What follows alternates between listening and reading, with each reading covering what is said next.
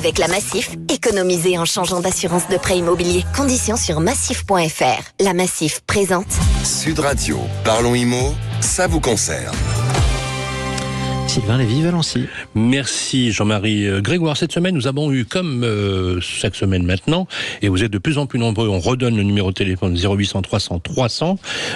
Presque 0826 300 300. Si vous me les envoyez sur d'autres radios, ça va même faire c'est la première de la 0826 300. Pardon, vous avez raison. C'est pas grave. Peut-être pas alors que je retourne à Saint-Émilion. 0826 300 300. C'est le numéro que vous composez toute la semaine. Vous nous appelez soit en direct pour prendre la parole, soit pour nous laisser des messages.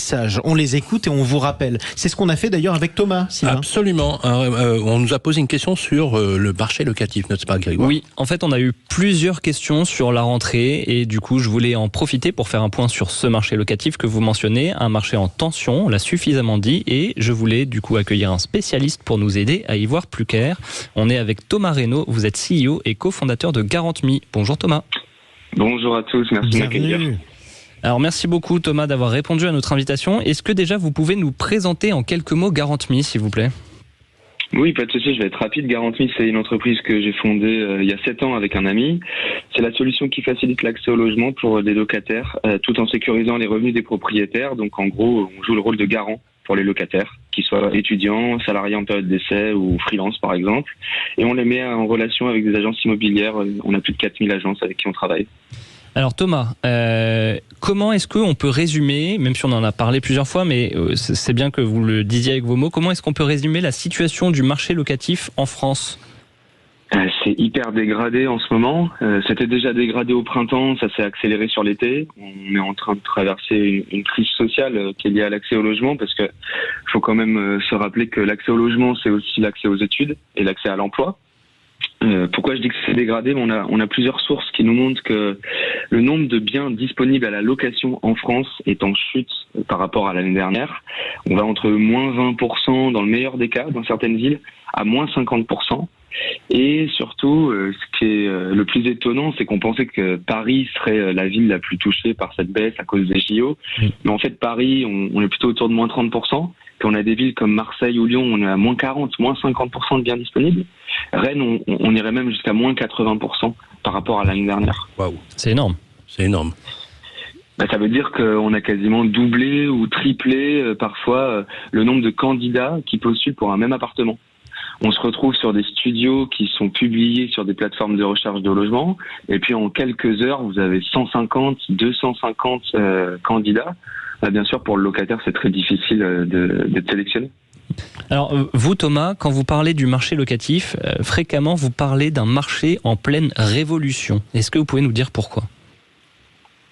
Oui, c'est un marché en révolution sur le long terme. Là, je vais vous donner un contexte sur le court terme. Mais il y a des tendances de fond qui sont importantes sur ce marché, et notamment sous l'impulsion des professionnels de l'immobilier. On sait que c'est un marché qui est très professionnalisé. Il y a des révolutions sur la manière dont on peut visiter des biens, par exemple. Ils sont de plus en plus visibles à distance. On peut aussi de plus en plus souvent contractualiser à distance.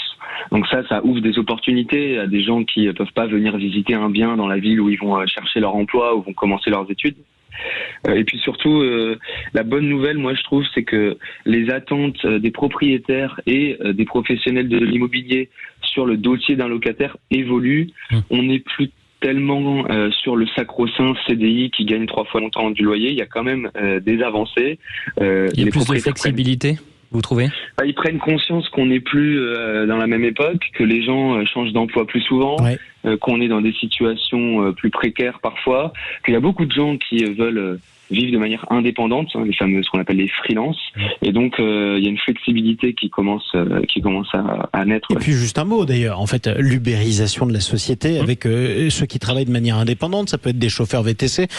C'est plus un frein pour obtenir un logement. Tiens, est-ce que notre invité de la FNAIM peut le confirmer, des agences immobilières? Vous les acceptez, ces dossiers? Il y a effectivement une évolution à partir du moment où on est freelance, indépendant, mais que vous avez avez des revenus qui sont relativement réguliers sur la dernière année, il n'y a pas de raison. On le considère un peu comme un CDI de la même façon. Donc effectivement, on a fait évoluer les pratiques, puis parce que tout le monde est ouvert et tout le monde veut louer aux Français des logements. Pardon, mais imaginons que je sois VTC, par exemple. Je travaille à Paris, ou à Lyon, ou à Marseille. Pendant cet été, tout le monde est parti.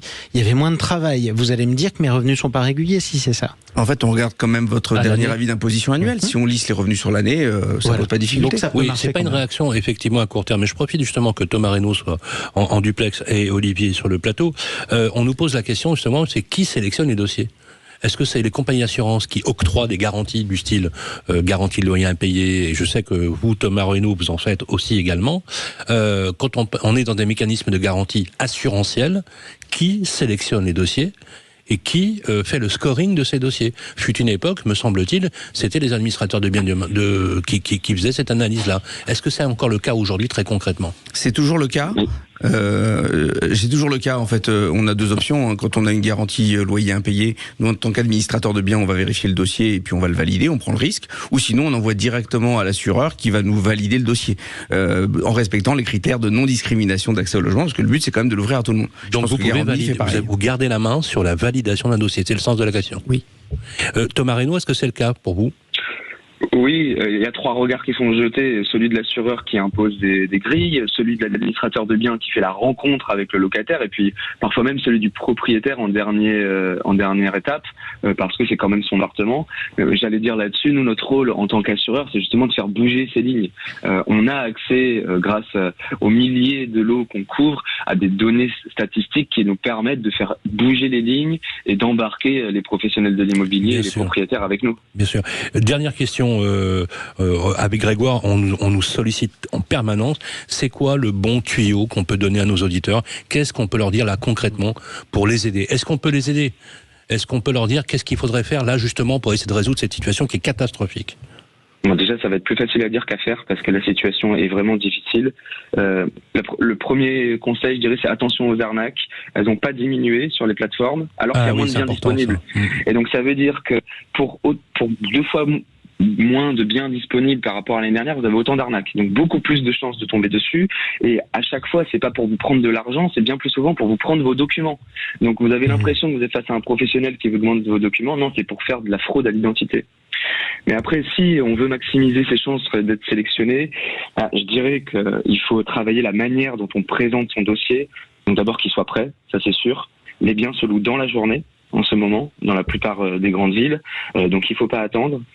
Je dirais aussi qu'il faut faciliter le travail du propriétaire ou de l'agent immobilier. Vous pouvez glisser une petite fiche récapitulative de votre situation avec votre métier, votre ancienneté, votre rémunération mensuelle nette.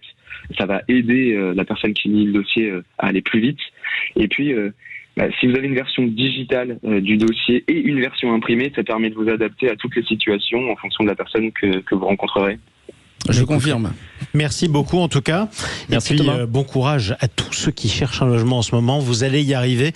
Mais on sait que c'est pas facile. D'ailleurs, vous pouvez toujours témoigner au 0826 300 300 sur le standard de Sud Radio. Merci Thomas Reynaud. Je rappelle que vous êtes PDG cofondateur de Garant.me. Il est 9h49, même 50 sur Sud Radio.